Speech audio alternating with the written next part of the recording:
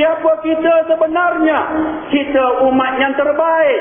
Tetapi umat ini ada 3 ciri yang wajib dilakukan. Kita wajib mengajak kepada ma'ruf, wajib mencegah kemungkaran dan beriman kepada Allah Azza wa Jalla. Mungkar sedang berlaku di penjuru orang Islam kita di Gaza. Kita masih boleh lena tidur. Ini suatu mungkar yang tak sepatutnya kita biarkan. Bayangkan tuan-tuan yang dimuliakan, anak-anak kita boleh menjamah aiskrim hampir setiap hari. Anak-anak kita boleh makan burger. Anak-anak kita masih pergi ke KFC ataupun ke McDonald. Mereka tak kenal KFC. Mereka tak kenal McDonald. Mereka tak kenal burger. Mereka tak kenal aiskrim. Yang mereka kenal peluru. Yang mereka dengar badilan. Yang mereka lihat darah. Yang mereka kenali ialah kematian demi kematian. Mereka inilah orang-orang yang wajib kita bantu dengan apa daya yang kita boleh bantu pada hari ini. Sebab itu Profesor Dr. Yusuf Qaradawi mengatakan membantu Gaza bukan lagi sunat. Sebaliknya ia suatu yang wajib. Ia suatu kefarduan. Apa yang boleh kita buat, tuan-tuan yang dimuliakan? Pertama sekali, sebagai individu, setiap kali kita berdoa, jangan lupakan mereka. Di samping kita berdoa untuk diri dan keluarga sendiri, alhamdulillah, jangan lupakan mereka. Berdoa dengan tulus ikhlas agar Allah membantu mereka. Yang keduanya, kita boleh melakukan bantuan dalam bentuk jama'i. Imam-imam di masjid setiap waktu sebagai contohnya boleh buat kunut nazilah. Dia bukan hanya untuk hari Jumaat, malah setiap waktu kita boleh buat kunut nazilah. Baca kunut nazilah di rakaat yang terakhir. Itu sunnah yang kuat. Pernah satu bala malapetaka menimpa pada sekumpulan sahabat. Nabi buat kunut nazilah setiap waktu. Ia sunnah yang kuat. Nazilah bermaksud malapetaka. Bila kita sebut kunut nazilah, ia bermaksud doa khas ketika malapetaka berlaku. Apa yang berlaku di Gaza merupakan sebuah malapetaka.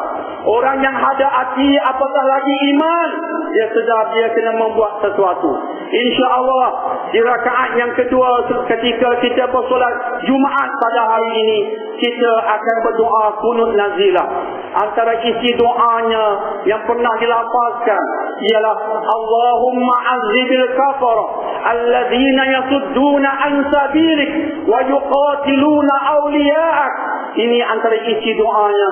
Ya Allah, timpakan bala pula, timpakan azab ke atas kafir-kafir itu yang hendak menghancurkan Islam. Kafir-kafir itu yang membunuh umat Islam yang baik, hancurkan mereka. Itu doa kita yang bakal kita lafazkan sekejap nanti. Harapannya kita insaf agar kita insya-Allah ada peranan di penjuru ini.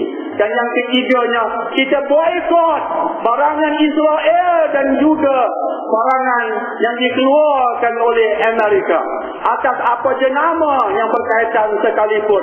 Yang paling popular seperti McDonald, seperti Coca-Cola, seperti Starbucks. Dan bagi anda penghisap rokok, anda juga adalah penolong Yahudi jika anda menghisap rokok keluaran Philip Morris, seperti Benson Hedges dan banyak lagi. Jangan mulut anda berkata Allahu Akbar, mulut anda berkata Subhanallah. Mulut yang sama menghisap rokok yang dikeluarkan oleh Amerika yang menolong puak-puak Yahudi. Anda sebenarnya penipu besar jika mulut berkata jihad, Allahu Akbar, tapi mulut yang sama membeli rokok-rokok yang sebahagian wangnya akan digunakan untuk membeli peluru untuk membunuh saudara kita di Palestin, termasuk di Gaza. Semua ini wajib kita lakukan atas nama pemboikotan. Ia tidak hanya 3-4 benda, ada banyak lagi. Sila ke laman web TPIM sebagai contoh untuk melihat bakinya. Dan yang keempat, wang kita keluarkan sedikit untuk tabung dana Palestin. Anda boleh salurkan kepada Pertubuhan Jemaah Islam Malaysia.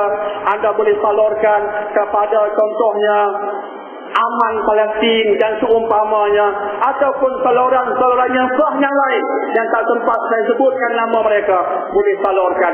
Jangan wang kita hanya digunakan untuk beli aiskrim, untuk beli itu ini, tapi sedikit sebanyak daripadanya salurkan untuk membantu saudara kita. Selebihnya kita harapkan di peringkat internasional akan berlakulah suatu suara yang kuat yang melahirkan gelombang yang akan mengubah persepsi orang bukan Islam terhadap perjuangan Islam. Mungkin sebahagian mereka akan peluk Islam, memainkan peranan di penjuru masing-masing, sehingga akhirnya kebenaran bersinar semula di atas muka bumi ini.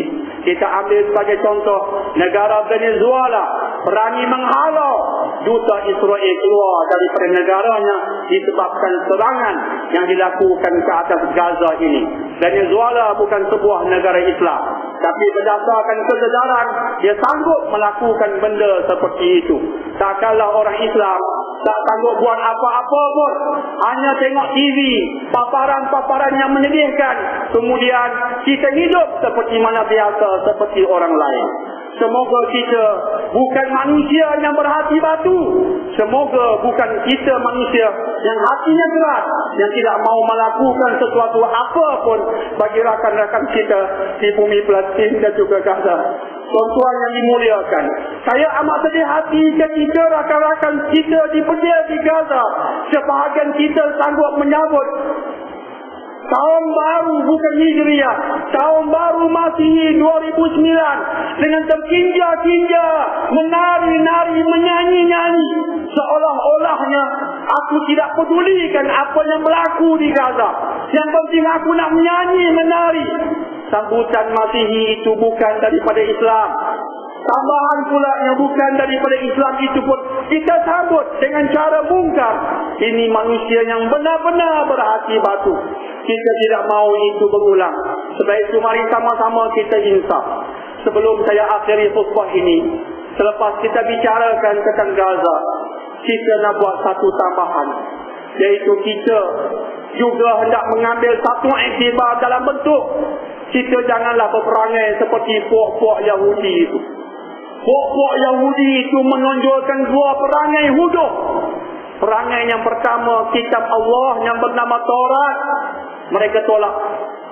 Mereka ikut apa yang mereka katakan sebagai wahyu yang lain yang bernama Talmud, yang Allah berikan kepada mereka dengan perantaraan Nabi Allah Musa. Mereka buang. Itu perangai Yahudi. Kita jangan berperangai seperti Yahudi itu. Allah berikan kepada kita Quran, kita ketepi Quran, buang Quran, tidak hirau dengan hukum hakam Quran. Nak ikut adab Melayu, nak ikut adab Resam, ketepikan Quran. Jangan jadi seperti itu, sebab itu memang perangai Yahudi. Perangai Yahudi yang kedua ialah dia tak faham apa-apa undang-undang kemanusiaan. Bagi dia yang penting aku, orang lain anjing.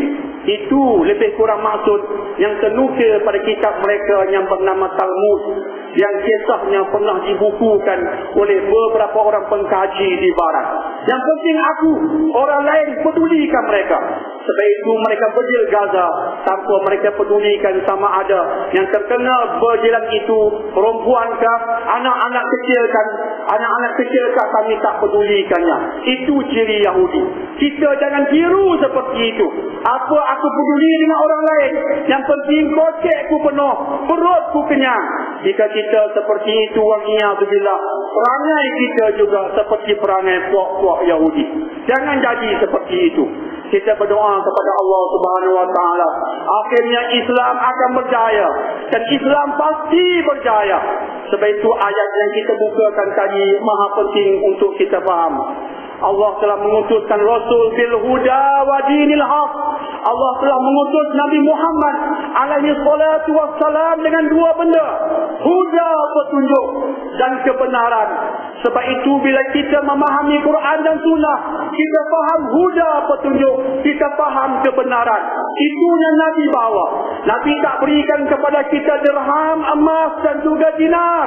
Nabi berikan kepada kita huda dan hak, berpandukan Quran dan Sunnah. Liyuzhirahu 'ala